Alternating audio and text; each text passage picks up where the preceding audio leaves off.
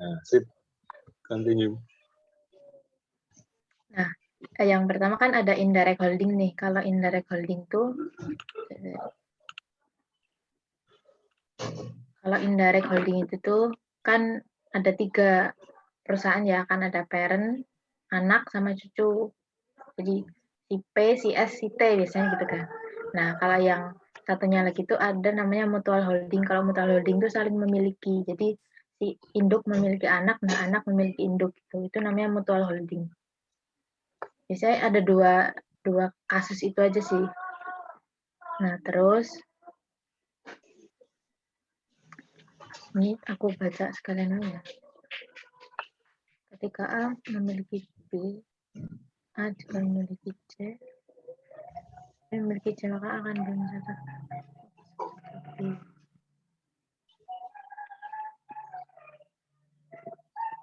Sebentar, aku bingung belum bacanya soalnya. Ya, kamu sih baca sing mana sih, wis? Nanti tak lanjutin. Mau jelasin sing mana dulu? Kalau kamu yang jelasin teorinya dulu deh, yes. Ntar misal kalau ada latihan soal, aku tak sih jelaskan. Oh gitu aja, wis. Aku dulu ya berarti. Nah, Ya. jadi yang pertama ini kan ini kepemilikan tidak langsung.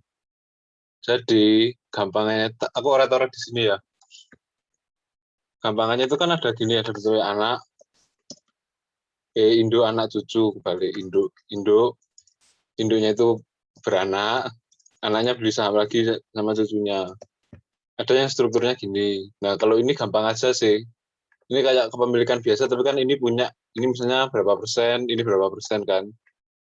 Nah, ada juga yang strukturnya kayak gini. Ini induk, ini anak 1, anak 2.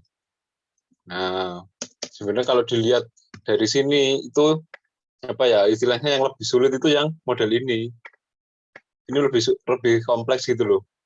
Nah, kenapa kok yang ini lebih kompleks? Soalnya gini, kemungkinan itu kan bisa jadi ya, induk punya anak, ini ke sini, ini kan saling memiliki, induk punya 2 anak kan. Iya sih, si anak lu. Nah, punya anak gini kan. Nah, kepemilikan tidak langsung induk ini bisa jadi melalui anaknya ini, bisa jadi induk itu memang punya 2 anak yang sama-sama punya pengaruh. Aku kemarin bukan baca sih, aku itu dikirimi temanku. Soalnya, siapa itu dosen Pak Amri itu loh. Nah, itu soalnya itu kayak gini bentuknya, induknya ini punya anak 2, nah anaknya itu punya anak ini. Jadi, kalau nggak salah itu di sini 80%, di sini 70%. Terus pokok ini yang induknya itu punya 2, dan itu di atas 50% kan, dia punya kendali. Nah, di sini cuma 10%. Nah, misalnya ya umpomo, nanti soalnya ujian itu bentuknya setipe dengan ini. Nah, yang perlu diwaspadai, yang perlu dijadikan apa ya, yang perlu diperhatikan itu yang ini.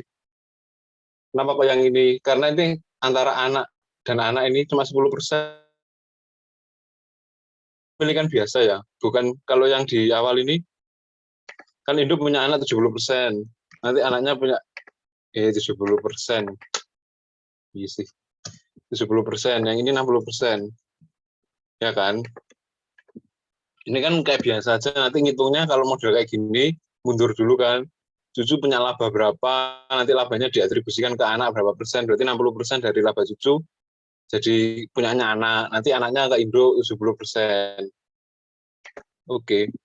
Jadi kalau ada soal gini, biar caranya itu ngitungnya mundur dari cucu dulu, cucu labanya berapa ke anak, anak ke induk, atau buat tabel alokasi income yang kayak pas kita kuliah itu lebih enak sih. Nanti ngitung dulu itu, baru angka-angka itu nanti dimasukkan ke jurnalnya. Jurnal standarnya ada di bawah,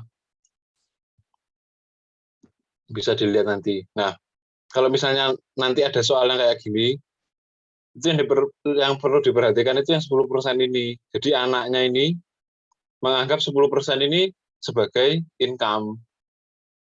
Dividen income, ada dividen income kan. Nah, kalau dividen berarti kan dia nambah income-nya si anak ini. Nanti deh tak share soalnya gimana. Tapi ada bayangan kan kalau untuk soal ini, soal jenis ini tuh yang kepemilikan induk anak cucu itu ada dua model. Yang pertama yang lurus gini sama yang bercabang segitiga lah. Nah, bercabang segitiga ini nanti persentasenya kan bisa macam-macam, lihat soalnya aja. Ada yang 80 apa?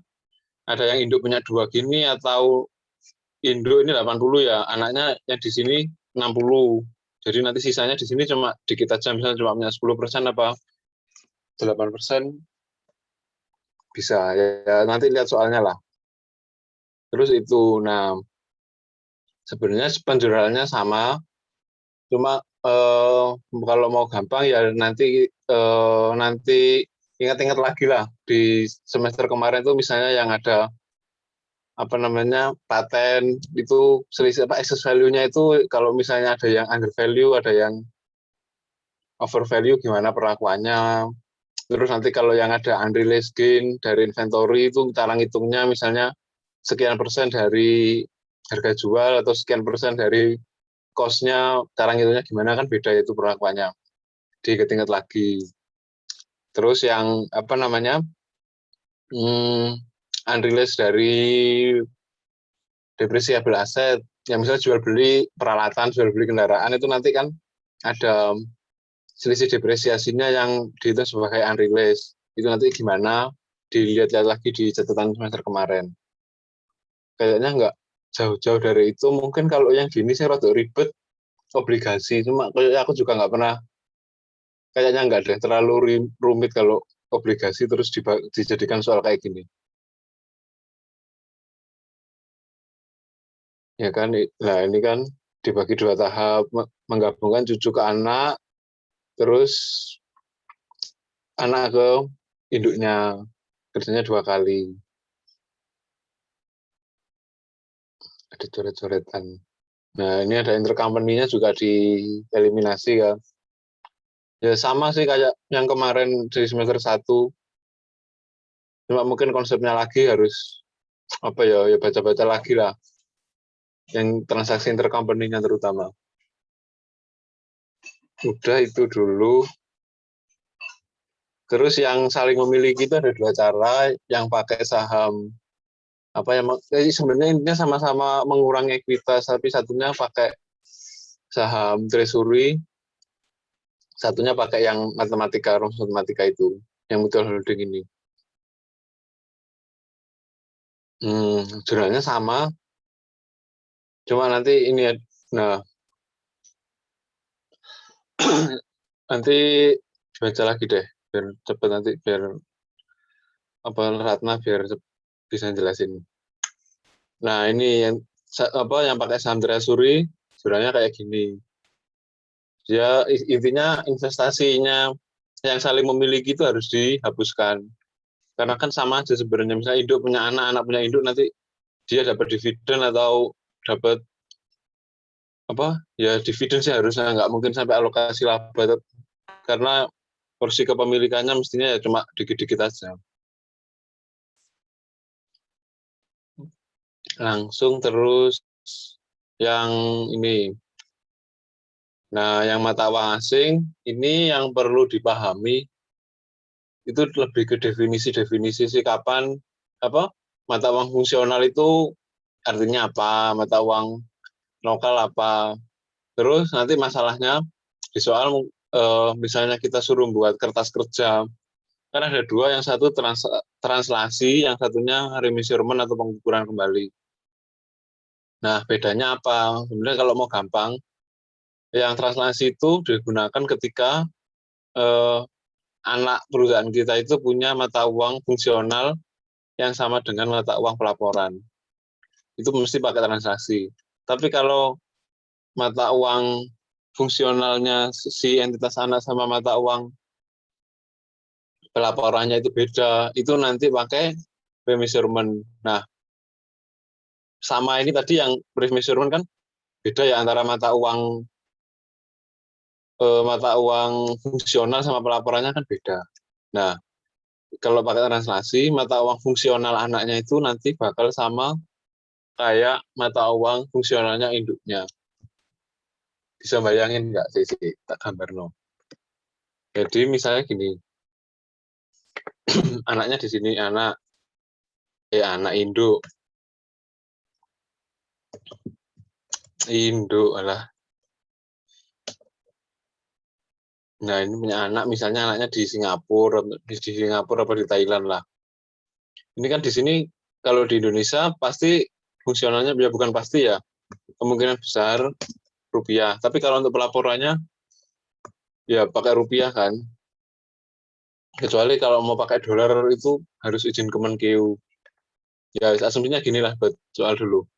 Induknya pakai rupiah, fungsionalnya ini pelaporannya rupiah kan. Nah, si anak itu misalnya nanti dia di Thailand pakai baht. Gini ya tulisannya baht itu ya.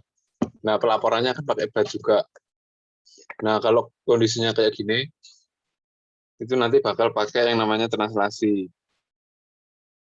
Nah, nanti kalau misalnya si anak ini dia fungsionalnya itu sudah pakai rupiah, rupiah. Nah, terus mata uang pelaporannya itu baht.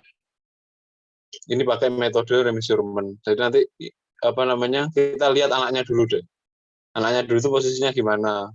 Apakah sama apa beda? Kalau sama kayak tadi ya pakai translasi, kalau beda ya pakai remeasurement.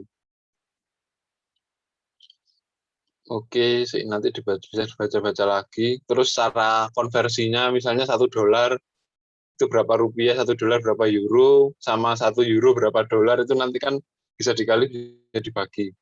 Diingat-ingat lagi. Terus apa ya? Sebenarnya ini yang lost gains tinggal kali-kalikan aja kan selisihnya. Kalau misalnya apa ya di logika aja, kamu punya piutang, kamu punya pendapatan, kalau misalnya nilainya pendapatan naik berarti kan untung. Kalau kamu punya utang, utangmu tambah naik, rugi kan kamu. Ya sama pakai ini. Nah, di soal ini apa di materinya ini kok adanya translasi, cuma di modul kan juga ada remeasurement. Nah, sebenarnya bedanya itu di sininya. Kursnya itu untuk balance sheet itu pakai apa sih? Nah, ini dihafalin aja cuma dikit kok. Kalau yang ekuitas ini kan ekuitas ya, share capital, retained earning,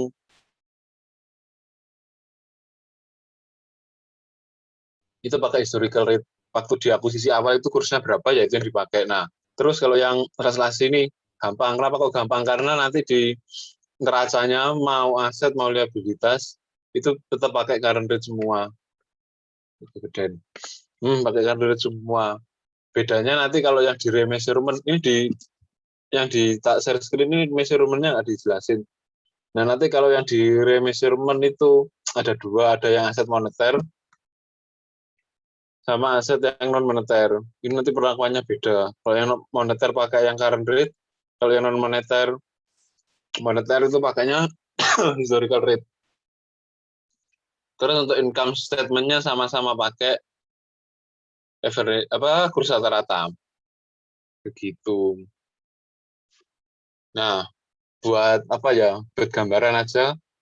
Nanti kalau misalnya kita pakai yang metode ini, metode current rate atau yang translasi ini, mesti nanti yang jadi permasalahan itu buat excess value-nya. Mana sih? Kelebihan. Nah, kalau kalian nanti di soal itu ketemu apa namanya?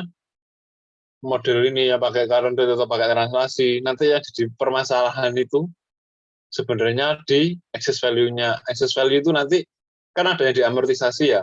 Misalnya mau paten, mau building, mau apalah itu, nanti kan pakai amortisasi. Nah, masalahnya kan amortisasi itu nanti kursnya beda-beda. Kurs awalnya itu pakai historisnya berapa, nilai paten awal dikonversikan pakai kurs historis.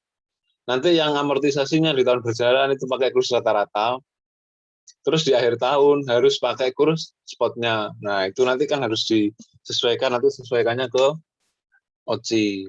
Masalahnya itu. Nah, kebalikannya itu kalau di soal nanti pakai yang remeasurement atau pengukuran kembali, di apa namanya dibuat amortisasi sama ekses ini nggak bakal jadi masalah karena mata uang fungsional induk sama anak itu kan sama. Nanti ngitungnya kursnya juga sama pakai historical. Nah, yang jadi masalah itu COGS-nya. COGS-nya itu karena ngitungnya kan di awal pakai kurs apa, terus kita beli kursnya juga pakai kurs rata-rata, terus yang di apa ending inventory-nya kita pakai kurs spot. Itu bedanya di situ. Nanti yang jadi masalah itu ngitung COGS-nya berapa. Kalau yang translasi ini ngitung amortisasinya. Terus udah ya gambarannya singkat itu aja. Dibuat apa ya, diinget-inget biar gampangnya gitu. Ngitungnya ya sama. Pokok asal ini deh, nanti kertas kerjanya jangan kebalik aja. Kursnya itu harus diinget-inget kapan kita pakai kurs awal, kurs historis, kapan kita pakai kurs spot, kapan kita pakai kurs rata-rata. Kalau yang bad income statement mestinya pakai kurs rata-rata, dua metode itu sama. Jadi nanti pengalinya atau pembaginya jangan sampai salah. Terus untuk nyusun ininya ya sama, nyusun apa kertas kerjanya juga sama. Ini kan untuk mengeliminasi ini COGS-nya apa yang unreleased berapa sama kok. Nah sama ini nanti patennya kan bertambah apa berubahnya kemana dibaca di sini ya. Ini untuk mengkoreksi selisih karena translasi, kenaikan investment dan mengakui kenaikan. Patennya naik.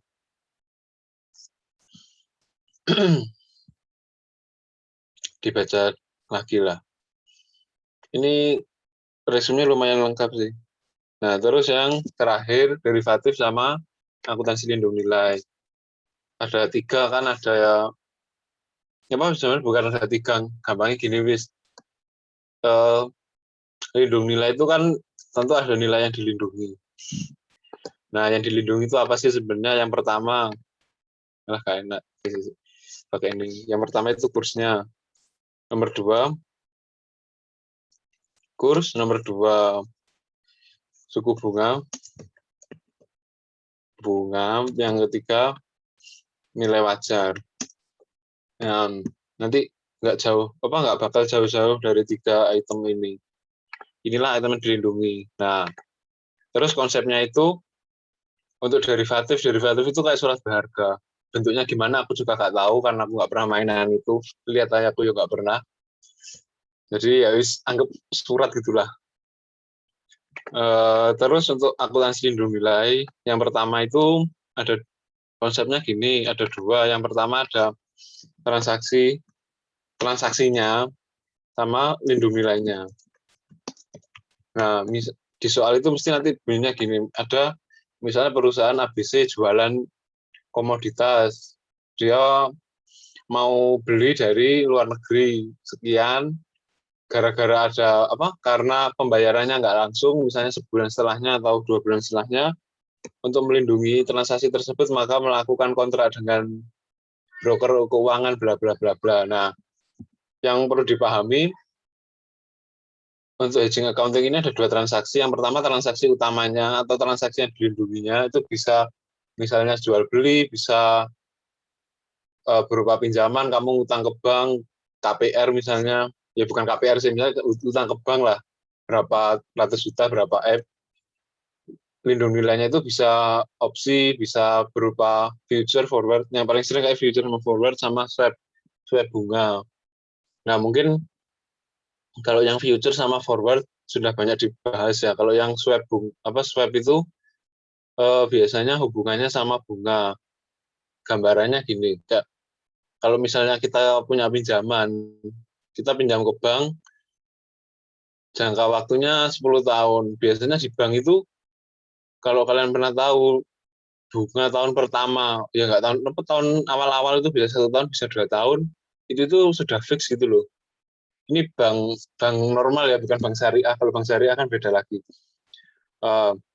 Bunganya misalnya 2 tahun pertama itu sudah fix berapa persen, 10% misalnya setahun. Nah, dari tahun ketiga, 4 sampai tahun ke-10 itu nanti bunganya bakal beda-beda. Ikut pasar berapa persen.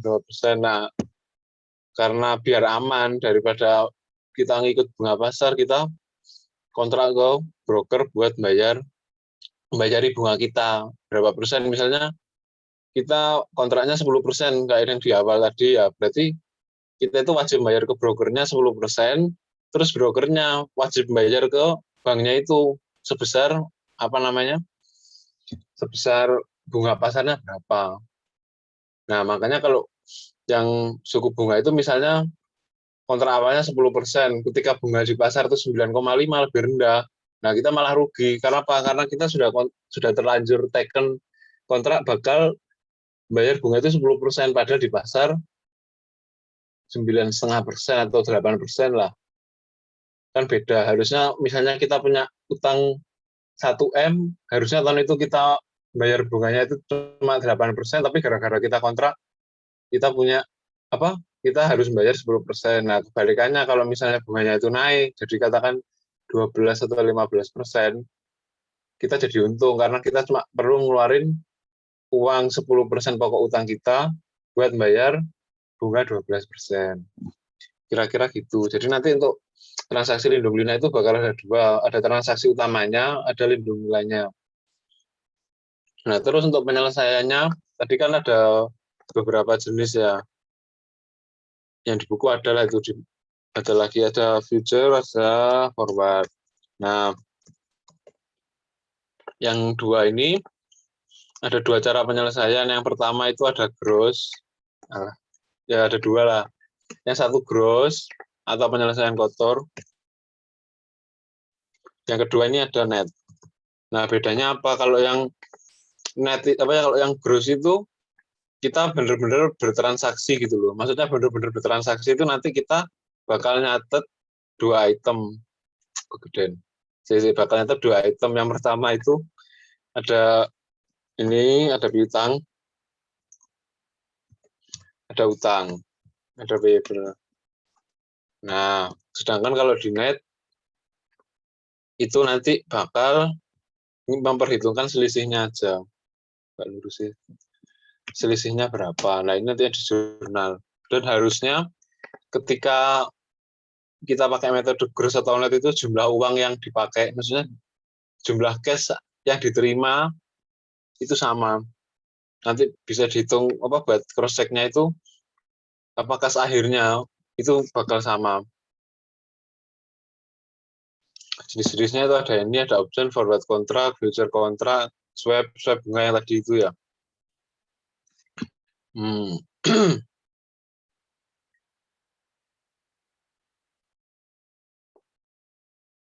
Ini soal-soalnya bisa dibaca sih nanti, sudah tak kasih coret-coretan tapi kalau put option itu yang jual beli, tapi ini lebih sederhana sih. Kapan kita beli, kapan nggak jual, lihat harga pasarnya kan.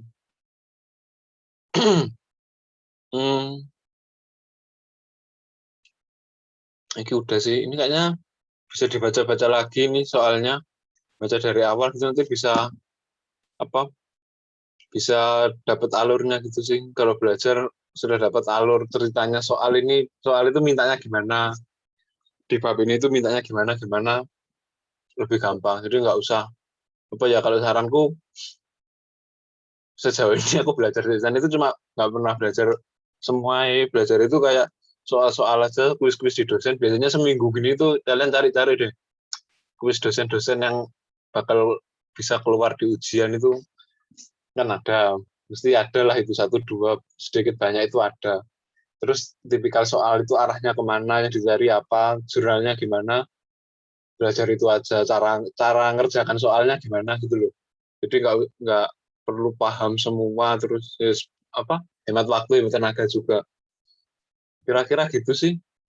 Yang derivatif nanti kan forward sama future dibaca lagi. Intinya ya tadi itu derivatif itu ada dua, ada transaksi utamanya, ada transaksi yang melindunginya. Udah Rat, ayo Rat, gantian Rat.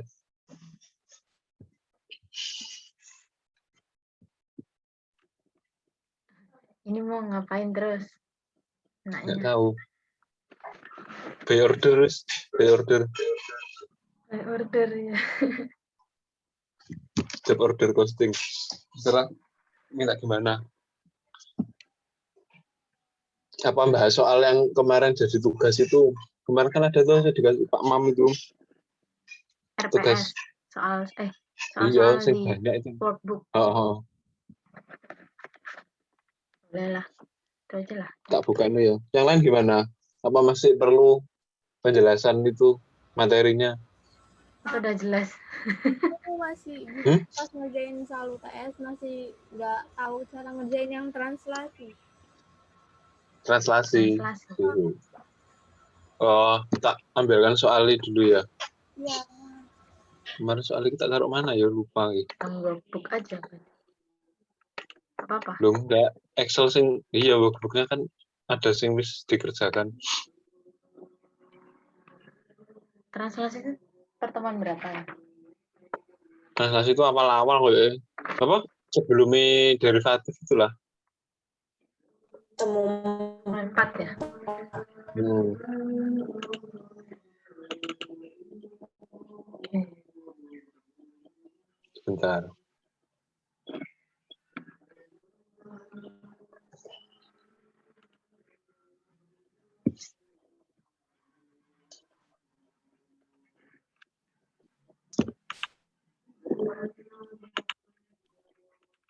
Sebentar. Saya buka Excel tak.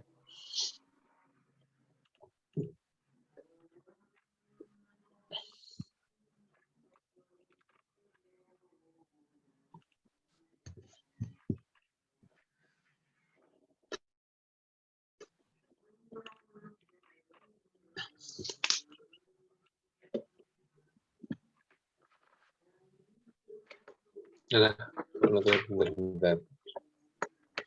Lah,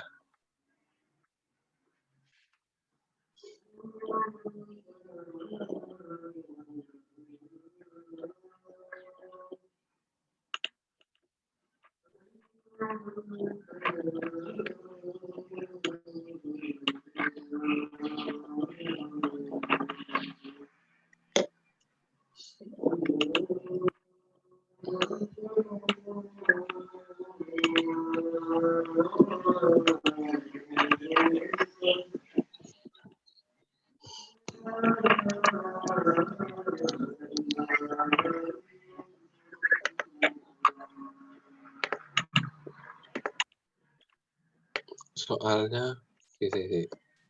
Ini jawabannya sih.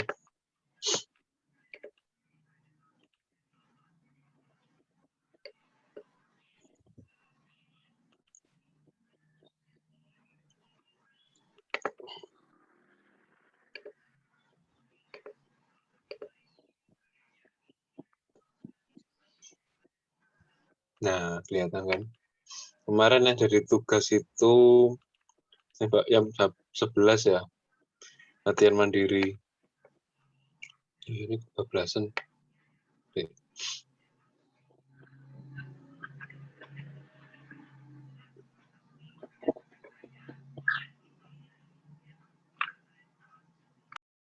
Berapa?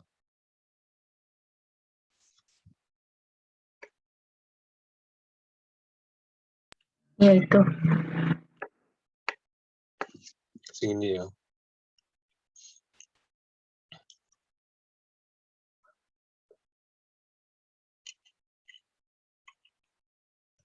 Nah, ini kan ya. Jadi cara kerjanya dibaca dulu. Kalau aku biasanya ngerjakan itu dari awal kan nggak tulis indunya berapa, ya kayak Bu Nia dulu itu loh, tulis saja nanti daripada apa di orator di tempat lain, kalau di jawaban ada coret-coretannya kan bisa nambah-nambah poin. Porsinya berapa, terus kosnya berapa, ini harga belinya berapa, terus kurspotnya berapa, nanti dijadikan ke ini kan mata uang fungsionalnya LCU itu local currency unit. Iya itulah local currency unit. Nah, terus ya dihitung biasa implied value-nya berapa. Kalau kita beli 80% harganya 9M, 100%-nya berapa. Terus dicek book value-nya berapa. Ini modal saham, bla, bla, bla, bla. Nah, modal sahamnya ini kan karena posisinya itu anaknya itu pakai local currency sendiri, maka nanti kos pembeliannya itu kita konversikan dulu ke apa namanya ke anaknya, karena kan kita beli barang yang nilainya itu beda gitu loh, kita samakan dulu. Istilahnya kan kita beli perusahaan 1,71 M itu kita jadikan ke mata uangnya si anak dulu berapa, baru kita hitung kayak biasa.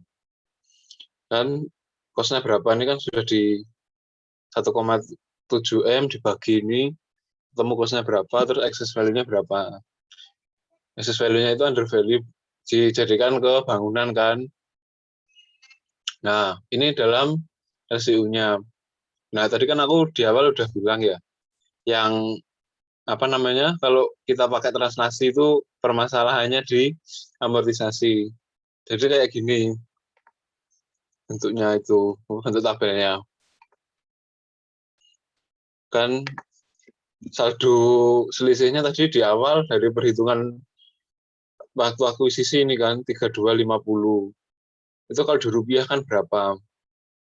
Karena nanti karena posisinya induknya itu pakai mata uang rupiah, maka laporan keuangan si anak nanti mesti dikerupiahkan dulu, baru dikonsolidasikan ke induknya. Konsepnya kan gitu. Nah, tapi waktu kita beli, karena kita beli pakai apa anaknya itu pakai mata uang yang lain, maka kosnya ini kita konversikan dulu. Jadi kayak dibolak-balik gitu loh, kembali lagi ke rupiah. Nah, saldo awalnya kan ini sama kayak di awal 3M, 3M seperempat, 3M 250 juta. Kursnya pakai kurs akuisisi atau historis, dia respon. Bentar, ada. Nah, tapi kelihatan kan di sini, nah kursnya ini beda-beda kan antara saldo awal, terus amortisasi sama saldo yang ditampilkan neraca terakhir, itu kan beda kursnya. Nah, sebentar biar selesai dulu. Sebenarnya dihitung aja 3M ini dikalikan kursnya ketemu berapa rupiah kan. Amortisasi pakai kurs rata-rata ini 0,185 ketemu 6125 juta. Nah, kalau di perhitungan biasa rupiahnya ini kan saldonya itu jadi ini 617 dikurangi 60 itu nanti saldonya jadi 550 juta 375. Iya, sebentar. Ya kok not respon ini apa?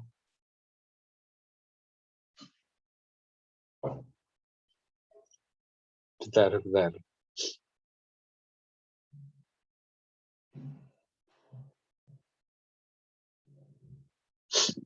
Bentar ya.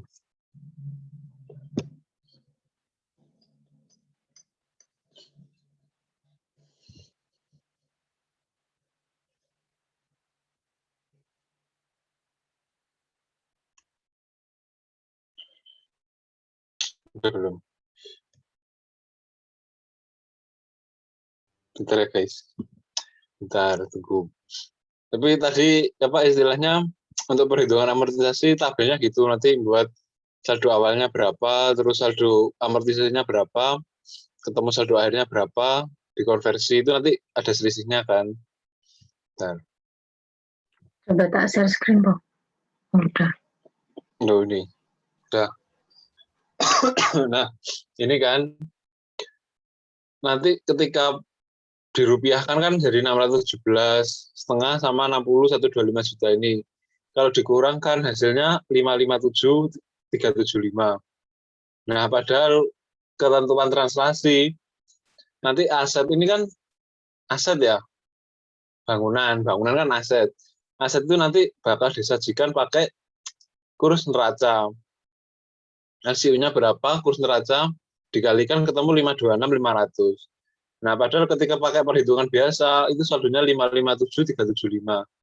Lebih besar kan, harus diturunkan biar jadi 526,500. Nah, selisihnya itu masuk ke OCI. Jadinya rugi nanti. di debit, buildingnya dikurangi di kredit. Mau nambahin Jos? Iya, Mau nambahin? iya. Ini ambil Di scroll atas lagi. gimana? Scroll dari awal itu sih. Ini ya. Namun nambahin dikit aja kan. Kita tuh bingung kan kadang. Kita tuh pakai patokannya mana gitu loh. Induk atau anak gitu kan.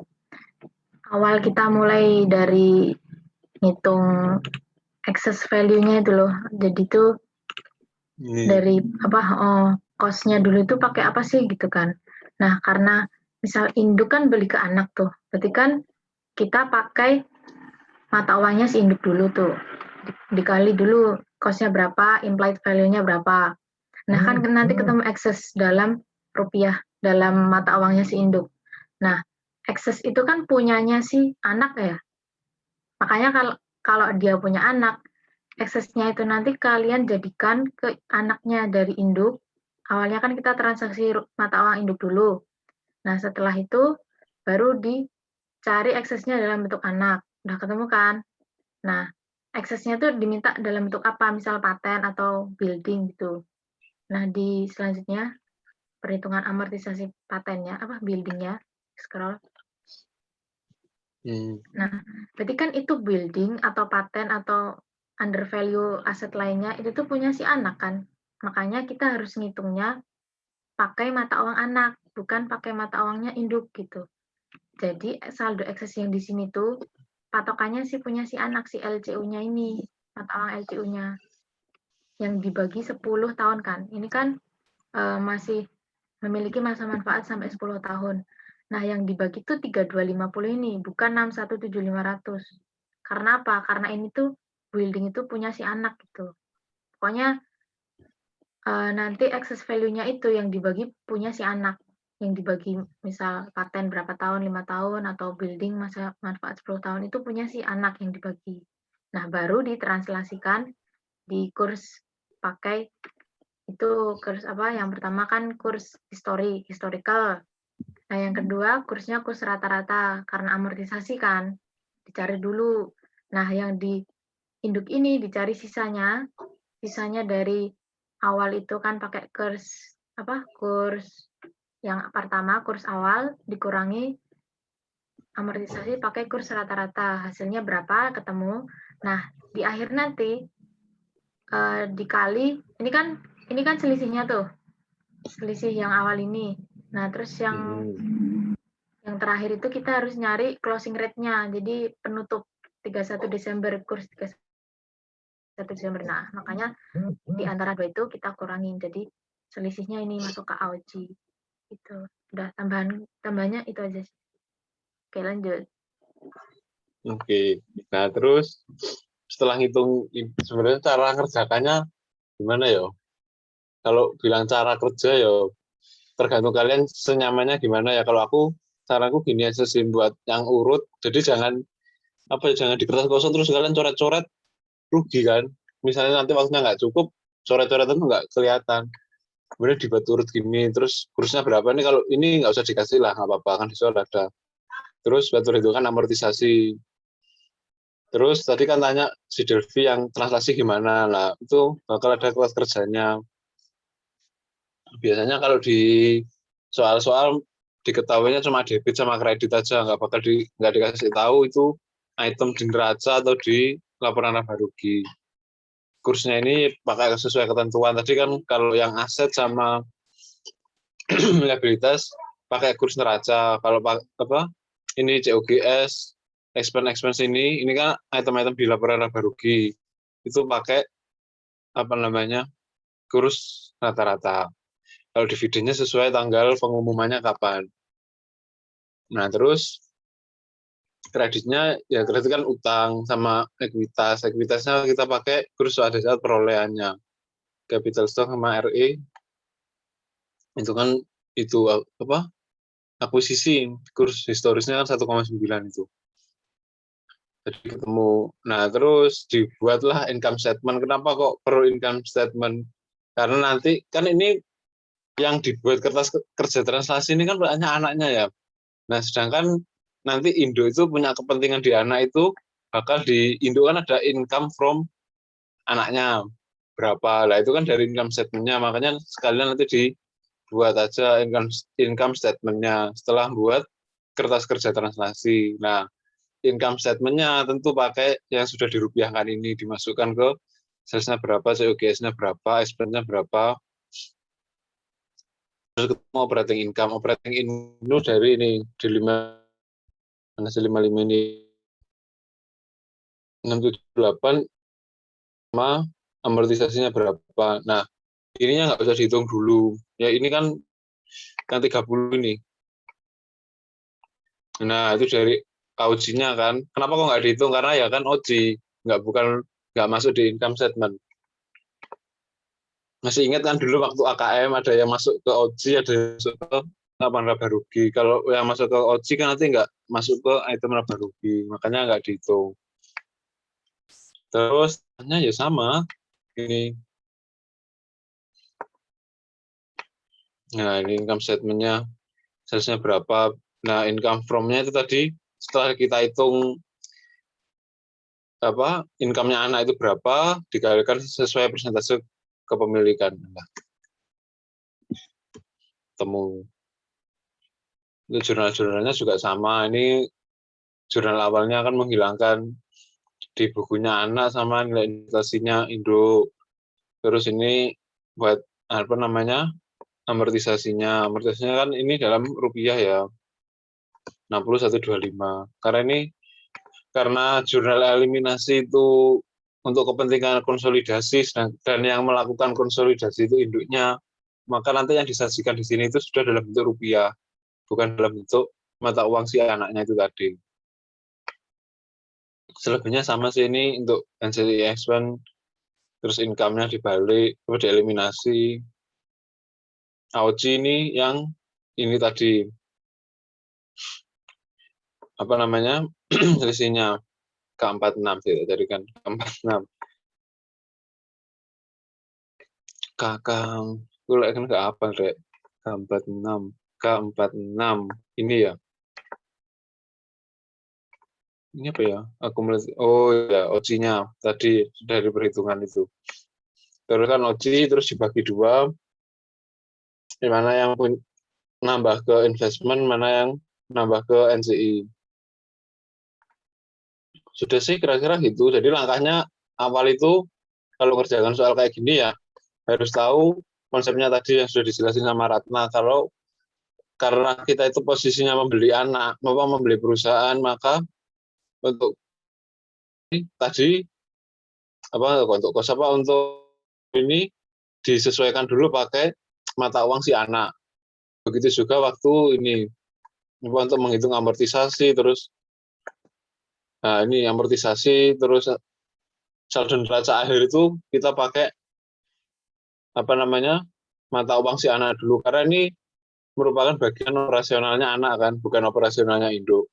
Baru setelah dihitung ini kita buat kertas kerja transaksi nanti mesti sudah dikasih tahu akunnya apa yang perlu ditransaksikan dia debit kredit nanti tinggal kita kategorikan aja dia itu termasuk akun neraca apa akun laba rugi nggak masalah lah pasti untuk kalian mana yang akun neraca mana akun laba rugi terus pakai kursnya berapa terus hati-hati kapan kita pakai kurs historis kapan kita pakai kurs current rate-nya waktu tanggal neraca itu kursnya berapa, terus kapan kita pakai kurs rata-rata. Terus ketemu income statement-nya, income statement sudah ketemu operating income, udah buat jurnal biasa, buat jurnal eliminasi, terus ngisi worksheet-nya. Enak ya kalau gininya Pak, bisa pas ujian ngeluh, Rek. Yos, mau tanya. Iya. Ya. Jurnalnya gitu. Gimana? Kan jurnal. Iya.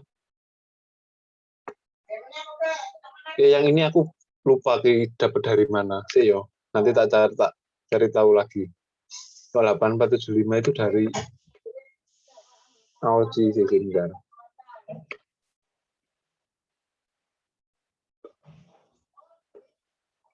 Bukan dari situ. Selisihnya itu nggak sih? Gimana? Aset sama liability equity-nya. Oh iya bener-bener ya ini selisihnya gini lupa kan selisihnya ada dua Yang pertama selisihnya ini, selisihnya amortisasi, ya thank you Rat. Sama selisihnya ini. Nah, ini sebenarnya sudah termasuk di sini sih. Wong itu apa namanya? Termasuk item laba rugi kan. Nah, ini selisihnya kan gara-gara kita pakai kerja translasi itu kan antara item-item di sini pada mulanya sama, ini kan sama Tom. Kalau pakai LCU kan sudah balance. Nah, tapi ketika dikalikan pengalinya ini kan beda-beda, otomatis mesti ada selisih. Nah, kalau di sini kan kasusnya kreditnya lebih besar. Ini kan 3M, 3,2 M. Nah, di sini 3,1 M. Nah, yang di debit mesti ditambah. Nah, kalau AOC-nya di debit nanti kan ya bukan apa, nanti ditambah ke ini investment sama NCI. Ini nanti pembagiannya gimana sesuai persentase aja. Ini kan 80%, NCI-nya 20%, nggak putus. Di sisi. Bentar ya, bentar. Di laptopku putus. Ya sih, kira-kira gitu. Ya, bentar.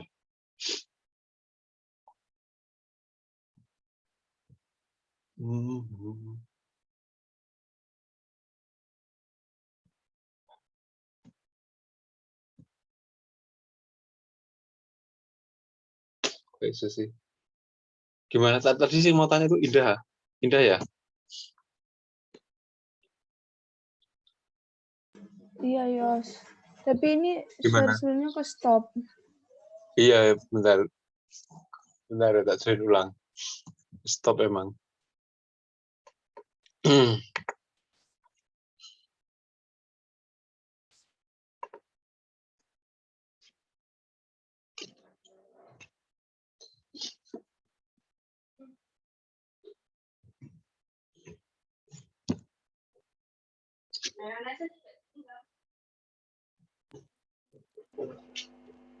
Nah.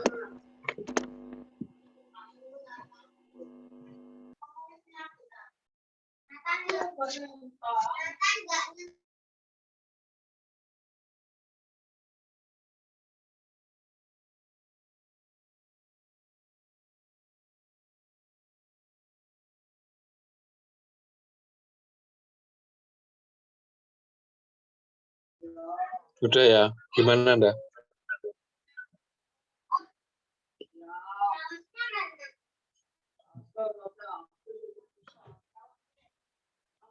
Yos. Iya. Ini. Total aset sama liability equitiesmu berapa ya yang udah yang consolidated?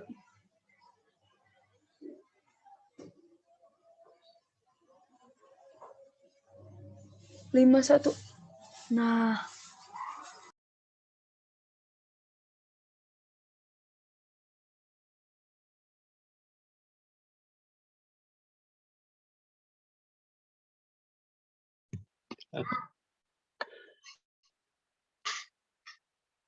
Ini 5108 ini.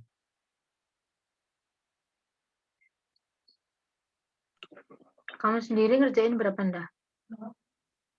sama, hasilnya sama, cuman aku bingung yang jurnal alokasi selisih penjabaran itu yang alokasi 84 itu. Iya ini. Ya itu kan seharusnya dialokasinya kan buat siapa namanya?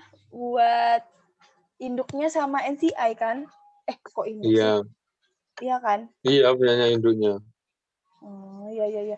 Soalnya aku salah, aku buatnya cuma buat NCI doang. Nah, Ini terus 6 surat mendadak. Ya, kalau gitu kayak kan ini kan selisih ini tadi kan apa namanya kan rugi kan, aslinya kan rugi toh, opsinya itu kan aslinya rugi. Kalau lihat di sini kan selisihnya ini kan lebih besar di kreditnya kan, makanya opsinya ada di debit. Nah, di debit itu kalau opsi kan rugi kan, ekuitas kalau di debit kan mengurangi. Ini dikembalikan lagi. Nah, karena selisih ini tadi gara-gara si anak, maksudnya bukan gara-gara apa, dari operasionalnya si anak kan. Makanya dibagi antara induk sama anak. Oh Itu iya iya iya. sesuai persentase kepemilikannya. Kalau misalkan AOC-nya di kredit, berarti jurnalnya dibalik. Dibalik. Iya, OC-nya di debit sini. OC pada NCI equity. oh jadi ibaratnya Kayak apa ya ini? Ini kenapa kayak dividen OC gitu kan lah. berarti bentar Iya, Yos. OC. Kan kenapa yang kalau kredit AOC Enggak, ini saya kan AOC itu apa sih accumulated other Latet, comprehensive income kan. Nah, kalau OC kan OC-nya aja. Kalau AOC sebenarnya sama sih. OC itu bagian dari AOC. Sama, nggak usah bingung. Jadi kalau di debit kita AOC apa OC? Sama aja OC, terserah. Oh, Jadi gini loh, konsepnya itu kan gini, gara-gara ada pakai translasi ini nanti kan ada laba atau rugi kurs kan. Berarti kan, iya kan. Nah, laba atau ruginya itu masuknya ke accumulated other comprehensive income. Ini kan AOC. Nah, sebenarnya nggak pengaruh kalau debit itu namanya apa, kredit namanya apa, enggak ya. Kamu mau pakai AOC bisa, OC ya bisa. Kan A-nya itu kan akumulasinya. Konsepnya kan sama. OC ini kan nanti kalau OC ada laba atau rugi yang masuk ke OC langsung ditampilkan di neraca kan. Kalau laba rugi kan masuk ke income statement dulu, nanti income statement masuk ke RI. Konsepnya dulu gitu kan waktu AKM 1. Kan ada yang laba rugi lewat AOC, ada yang lewat income statement. Walaupun nanti sama-sama mempengaruhi ekuitas kan. Nah, kasusnya di sini kan total debit setelah dikonversikan itu kan 3,1 ini. Nah, total kreditnya 3,2. Maka biar apa nambah di sini biar balance. Nah, AOC-nya kan di debit.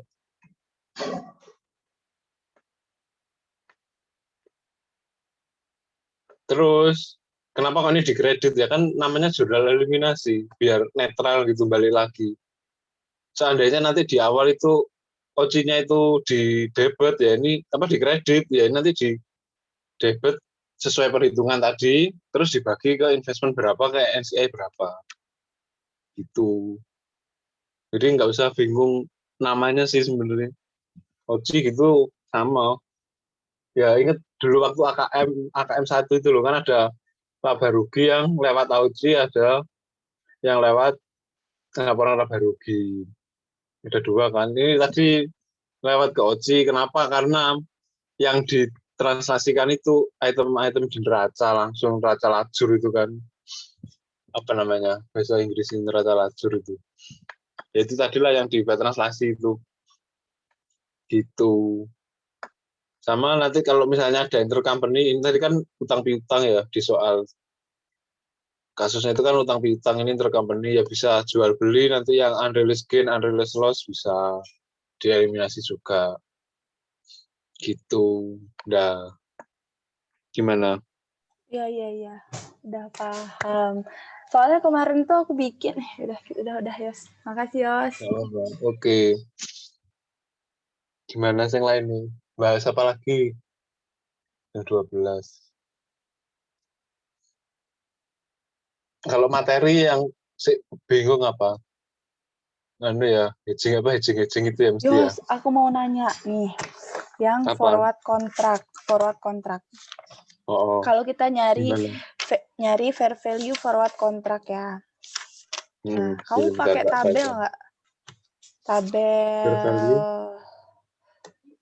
Fair value nyari yang jumlah nasional dikali Oh, current. itu nggak usah. Pakai hitungan biasa. Ya, mau kasih tabel nggak apa-apa. Itu Iya, kan yang nilainya dikali terus di present value kan itu kan. Iya. Ya nggak apa-apa mau buka sih. Kalau waktunya cukup. Nah, Kayak iya. kayaknya mestinya harus apa angkatan buat dari tabel gitu nanti langsung di anu aja. Iya kan, enak tahu itu tuh nggak usah mikir lagi. Jadi tinggal kita bikin jurnal langsung masukin angka yang di apa namanya Nah, pengurangan itu kan. Nah, aku lama nanya. kan kalau gitu Nanti buat tabel itu, Ih, nanti selisihnya berapa. Ya, sama ya kan kalau udah ada perubahannya template-nya berapa. enak. Ya, angkatan enggak deh. Kan Astan banyak yang rajin-rajin kok. Kita nunggu aja. Itu ya kan jurnal lagi rumusnya tuh di buku apa namanya, jumlah nasional dikali current forward rate dikurang kontrak rate dibagi diskon faktornya kan. Nah, Sebenarnya kalau gitu ya mikirnya itu gini aja. Kan apa namanya lindungnya itu kan gara-gara transaksi jual beli ya. Tak kasih soalnya dulu aja. Di sini biar enggak apa gampang bayang gitu loh. Takutnya kalau daripada apalan rumus biar ada bayang, aku soalnya kalau nggak ada bayangannya gitu angel. Nah, buka filenya.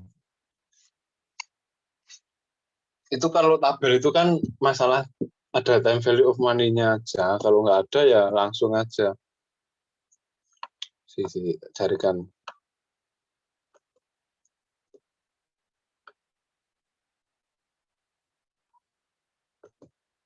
Kemarin itu ada yang enak kok, 2 gitu. Bukan yang ini sih. Bentar.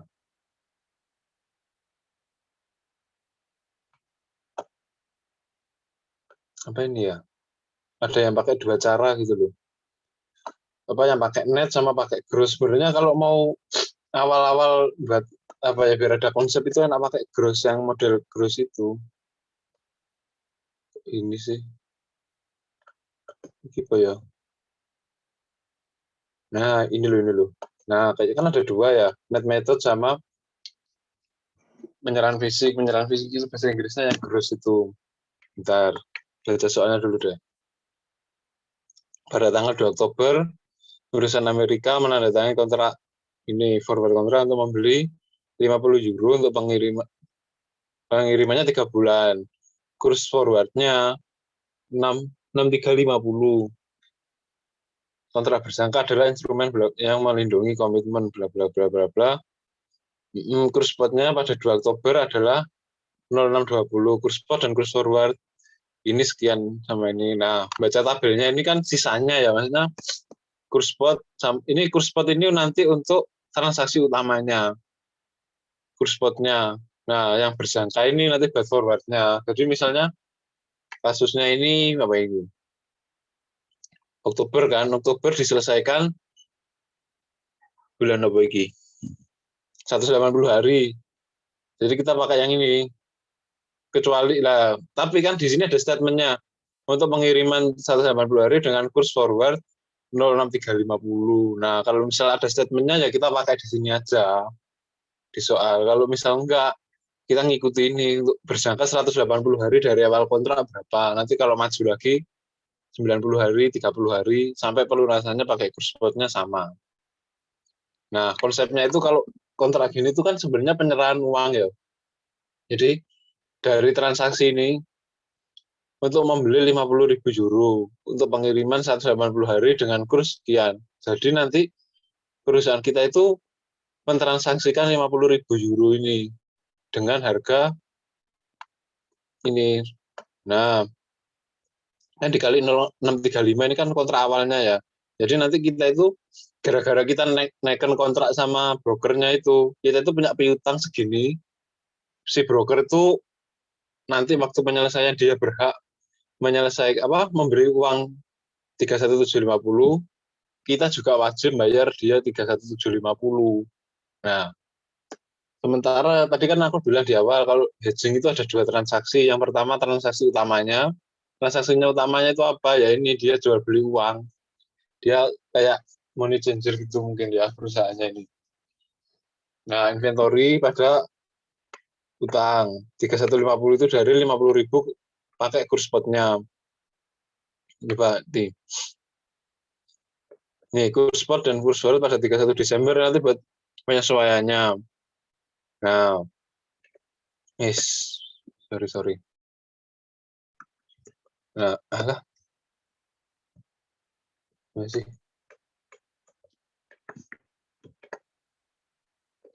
Nah, yang penting kan harus paham dulu nih transaksi utamanya apa, jual beli apa gimana. Kalau posisi dia penjual sama posisi pembeli nanti kan perlakuan laba ruginya kan beda.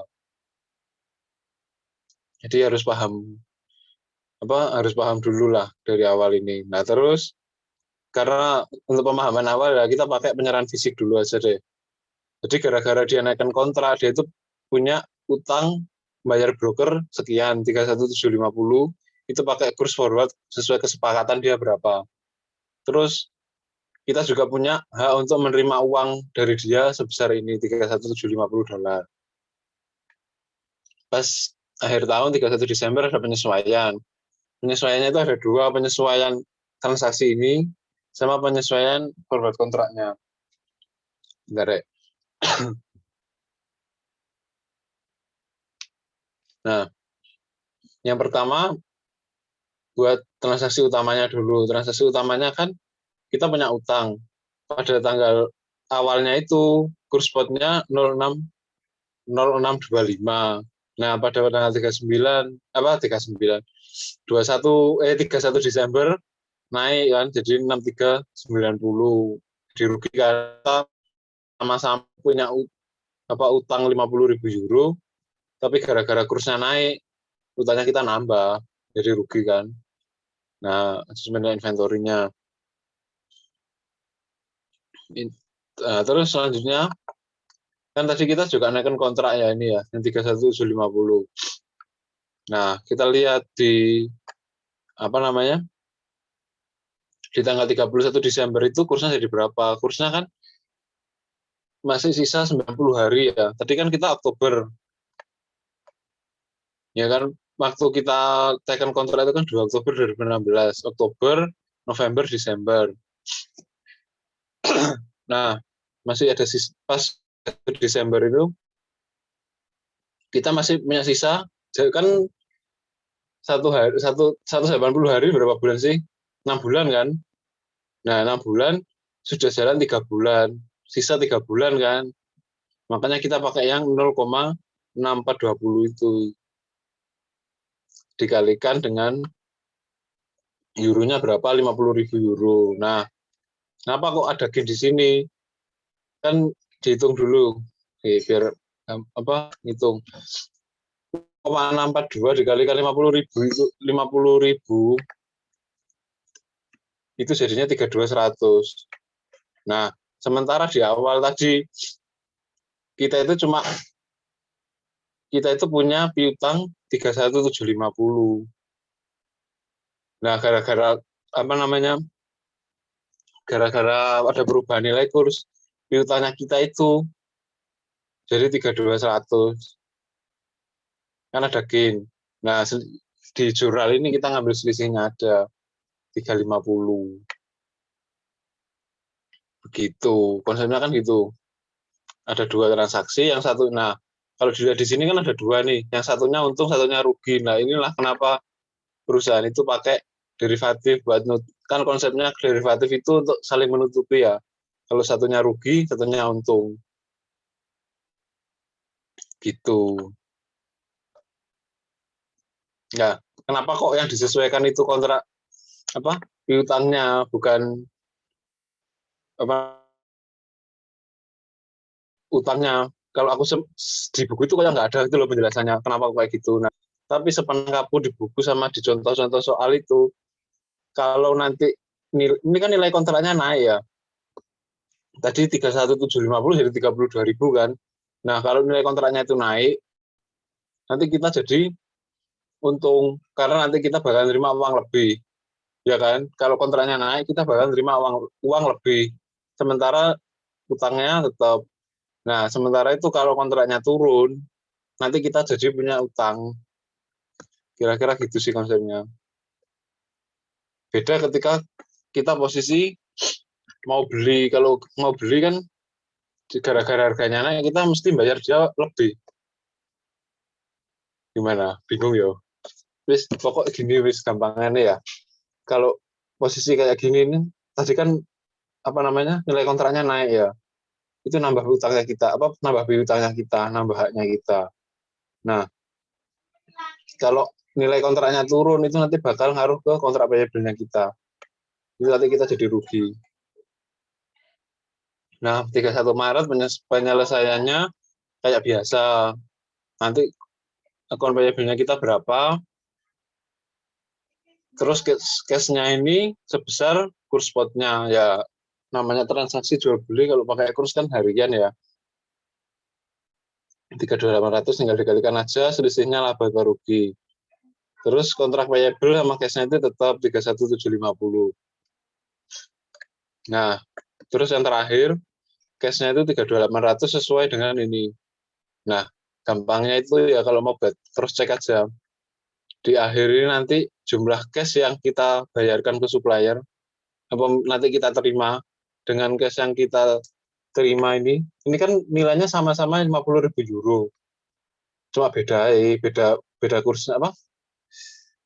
Beda kursnya yang di awal tadi ini 31250, di akhir jadi segini kan gara-gara perbedaan kurs. Tapi kan 3280 sama ini sama nilainya 50.000 euro. Nah, ini mesti sama. Nah, nanti selisihnya itu yang jadi kontrak receivable-nya di awal dari berapa, laba ruginya ketemu. Nah, kalau mau cross check lagi, harusnya dari dua metode ini nanti cash yang diterima itu sama. Maksudnya cash yang diterima itu kan dari brokernya ya. Yang ini account payable cash ini kan hubungan kita sama inventory sama suppliernya. Nah, ini sama inventory. Nah, hubungan kita sama broker itu yang ini. Jadi harus bisa membedakan ya. Nah, nanti selisihnya ini kan kita dari broker kita bayar 31.750, kita dapat uang 32.800. Ada selisih kan? Nah, selisihnya ini nanti di jurnal kalau kita pakai metode net. Selebihnya jurnalnya sama, laba rugi 700, 350 sama, nanti pembayarannya ke supplier juga sama. Nah, ini selisih spot rate, forward rate. Rumusnya itu ini. Spot rate itu tanggalnya kita menyelesaikan transaksi berapa, forward rate-nya di awal kita punya kontrak itu berapa. Ini kan 656, 635 di awal. Kira-kira begitu sih untuk penyelesaian yang forward kontrak gini itu konsepnya gitu. Gimana?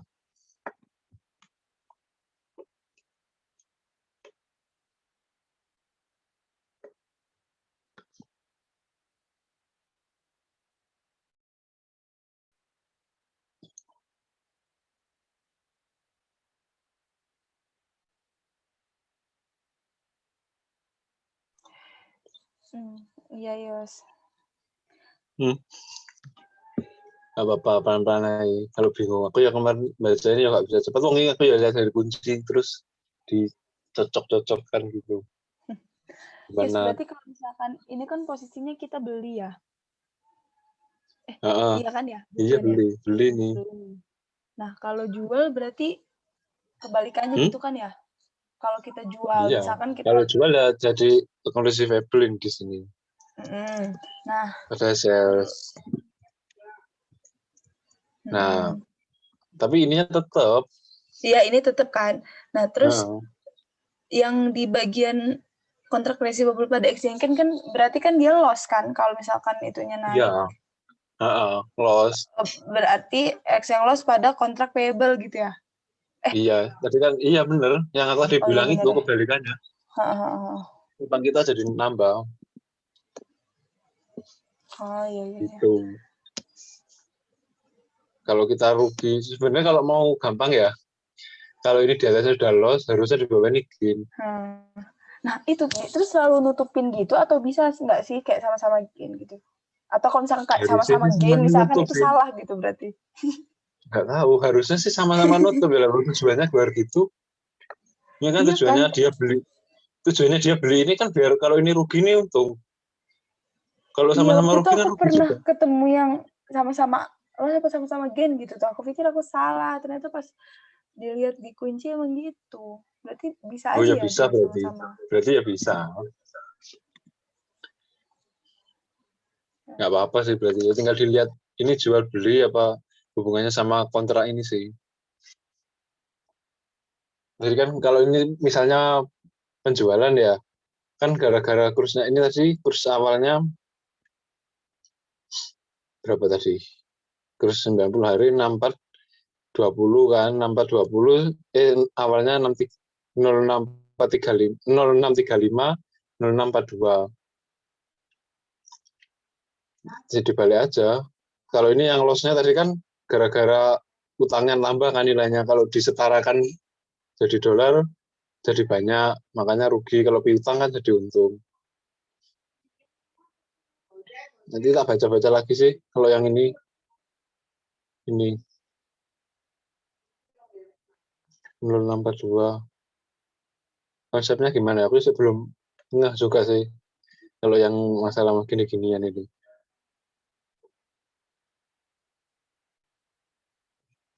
Gimana yang lainnya?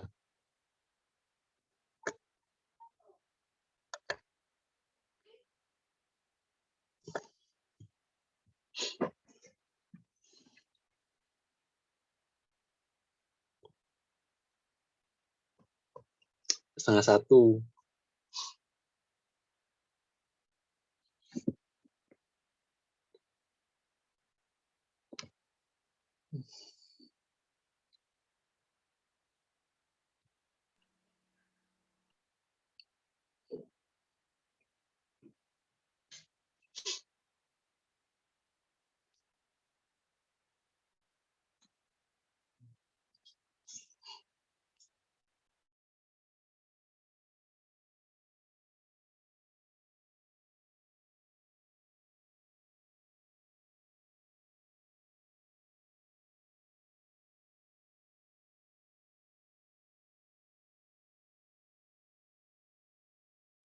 Kalau ada yang mau ditanyain lagi, tanya aja.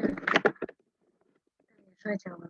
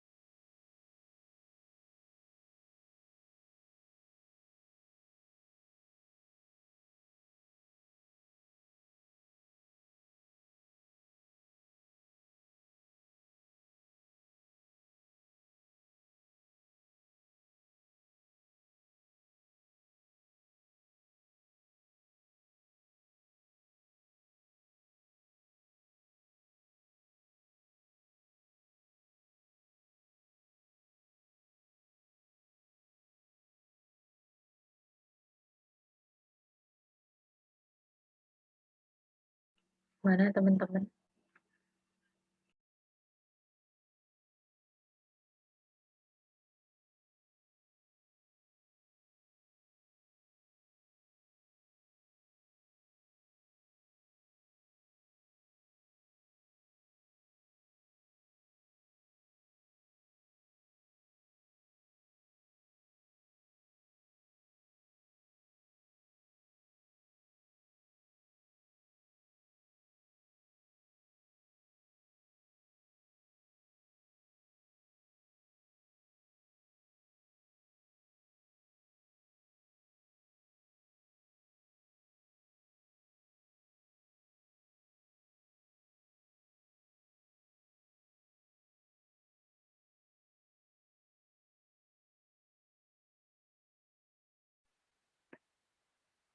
Gimana ini?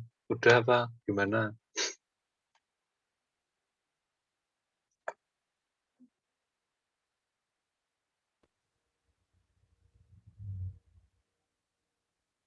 Yos, katanya tadi mau bahas yang soal Pak Amri itu. Loh, Pak Amri. Dari tadi yang di itu. Yang di Yang mana? apa? Yang ini loh. Ini dari Pak Amri. Ini soalnya Pak Amri itu mirip-mirip ini. Oh, yang anu tadi yang Yang 10%. Yang CS punyanya tes. oh, si. Aku di buku ya, nggak mengerjakan di Excel. Bentar. Kak. Tapi ada iya yang share screen ya.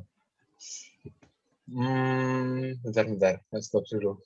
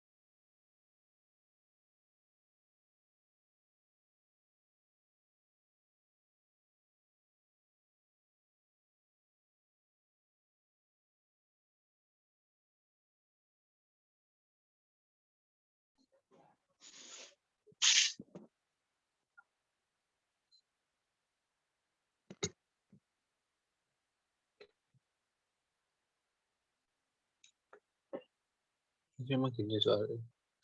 Bentar, di sini aja, wis. Nah, bentar. Nah, soalnya kan ini ya, membeli 80% saham ini.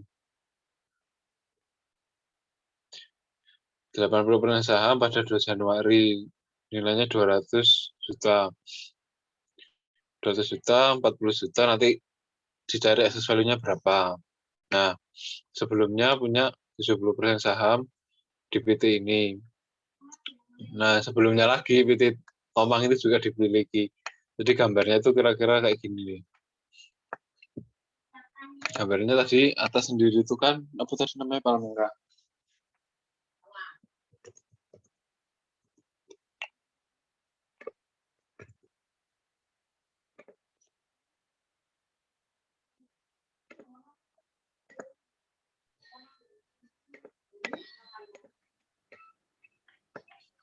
atasnya kan Palmera tadi ya.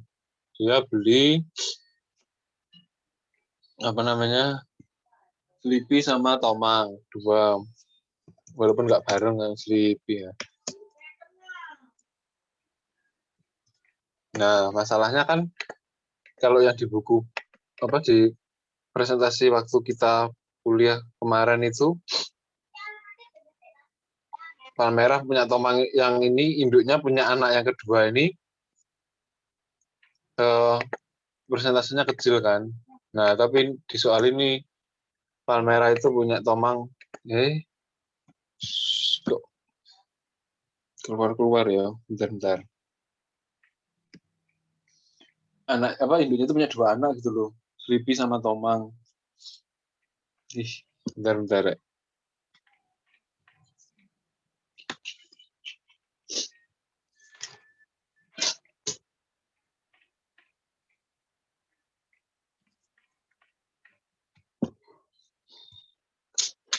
Putus-putus ya di laptop ya.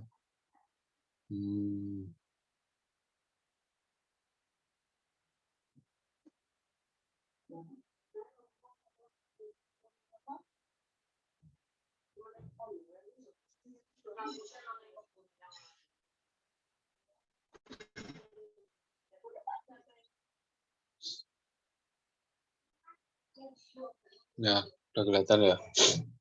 Nah, ini kan saling memiliki gini kan. Nah, ini induknya punya 2 anak.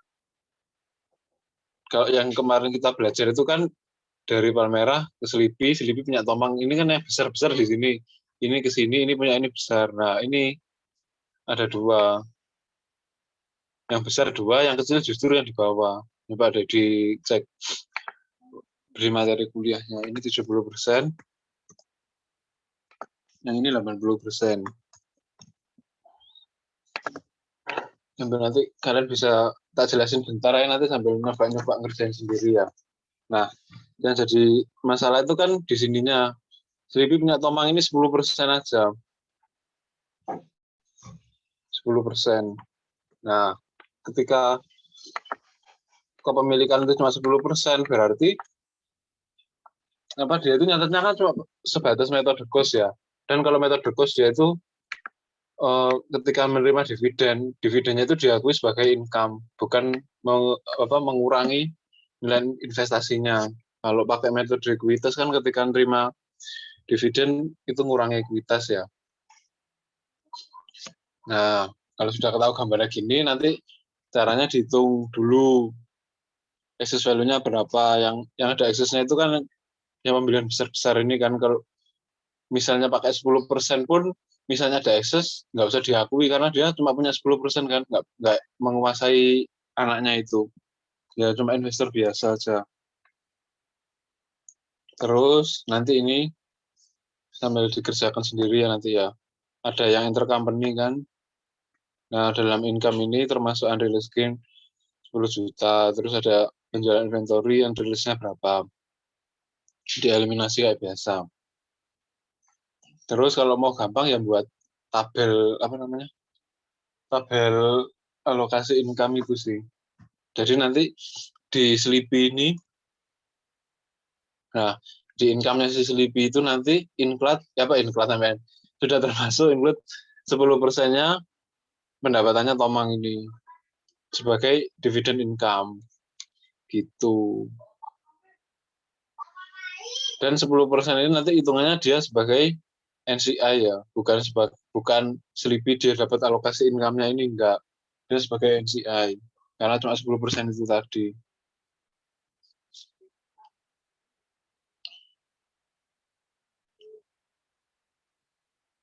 Aku ada dan moratorium tapi di buku apa ya? Coba dikerjakan dulu deh nanti sambil suri-surian ya. Biar dapat dapat alur cara ngerjakannya gimana gitu loh. Gimana? Oke, Yos. Terus yang lain kalau soal-soal kayaknya di angkatan ini banyak, mau baca aja deh. Terus saranku biasanya soal yang Bapak ini itu sulit banget. Jadi kalau bisa nyari yang buatan Bapak ini dikerjakan lagi lah. Biasanya kayak apa UTS kemarin, UTS UAS itu Pak Amrin mesti nimbang soal sulit, paling angka-angkanya aja diubah. Apa alur ceritanya itu sama. Cara ngerjakannya gimana. Tapi angkanya beda. Gitu sih kira-kira selamat UTS. Kali Rat mau nambahin nggak Rat? Kalau dari aku gitu aja sih. Kalau AKL ya memang harus banyak baca-baca soal dikerjakan. Kalau malas ngerjain sendiri ya lihat pembahasannya terus ditarik ke soal lo, cara kalau ada soal kayak gini cara kerjakannya gini gitu. Itu lebih cepat, lebih efektif juga sih, gak buang-buang waktu mikir sambil ditulis ulang. Misal kalau ngawang-ngawang aja nggak ditulis ulang nggak dapat. Maksudnya kita nggak dapat skillnya gitu loh. Lebih enak gitu tuh kalau aku, kalau yang lainnya punya cara sendiri ya nggak apa-apa. Dan orang juga beda-beda. Gimana, ada yang mau ditambahin nggak? Tat? Nggak ada sih, Yos. Udah jelas sih. Gitu. Yang jelas emang harus sering latihan soal sih ya. Dan kita nggak pernah. Kuncinya. Belajar tipe-tipe soal gitu loh. Ini soalnya kalau modelnya gini, mintanya gimana, cara kerjakannya gimana. Itu sih, lebih ke situ. Kalau angkanya sih, nggak bakal angkanya dilimbet-dilimbet gitu. Lebih ke cara kerjakan soalnya gimana gitu aja.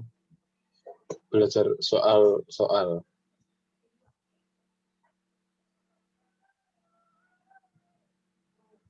Pokoknya yang penting itu kalau yang kepemilikan tidak langsung, yang indirect sama betul itu kan, yang penting kita harus tahu persentasenya sama alokasi income-nya. Yang penting di situ sama transaksi intercompany sama under value atau excess value-nya. Terus kalau yang foreign currency kan berarti kita harus tahu kursnya itu kita harus bagi atau kali kan. Misalnya satu US dollar posisinya gimana, posisi. apa itu mata uang fungsional, apa gimana dibaca-baca lagi biar paham. Terus sama untuk keras kerja ya harus hafal kapan kita pakai mata uang kapan kita pakai kurs yang neraca, kurs akhir, kapan kita pakai kurs rata-rata, kapan kita pakai kurs historis, ya dibaca lagi aja materinya. Kira-kira gitu sih teman-teman.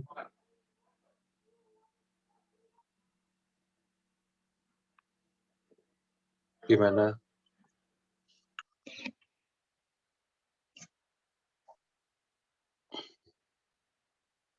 Etikor. Ada saran nggak belajar etikor? Kamu kan anak kesayangan bapaknya loh. Kesayangan bapaknya.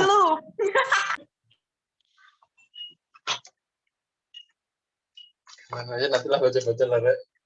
Tapi ya, tulis yang baik-baik aja lah kalau gitu. Iya, kalian belajarnya dari mana? Aku baru di-share grup tingkat 1ku sih, kayak yang sudah dikompilasi gitu. Siap untuk Serius. Iya sih benar. Krim Brigada itu. Iya itu jaringan 1. Iya sih, aku juga bacanya dari situ. Iya, mau baca dari mana lagi? Dari situ aja. Iya. Dari mana, Rat? Dari Krim. Rangkuman angkatan. Ini yang join siapa itu tuh sebenarnya nama samaran kafe. Adik kandung. Nah, Gandung siapa? Betul. Joki.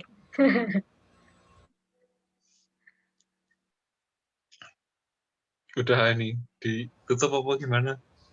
Pokoknya kalau kalian kesusahan kayak step by step-nya tuh ntar bisa lah PC Yosua atau aku atau Bindar Ayesha itu sebenarnya juga udah paham. Iya, dinner Ayesha loh harusnya itu yang tenangin. Gak nerima Hafiz ya guys. Kalian itu semua pintar semua itu. Saling mau jadi pacar aku. Pede banget sih kamu itu. Harus belajar. Ya udah di end meeting ya. Ya. Mbak Liv ya. Terima kasih.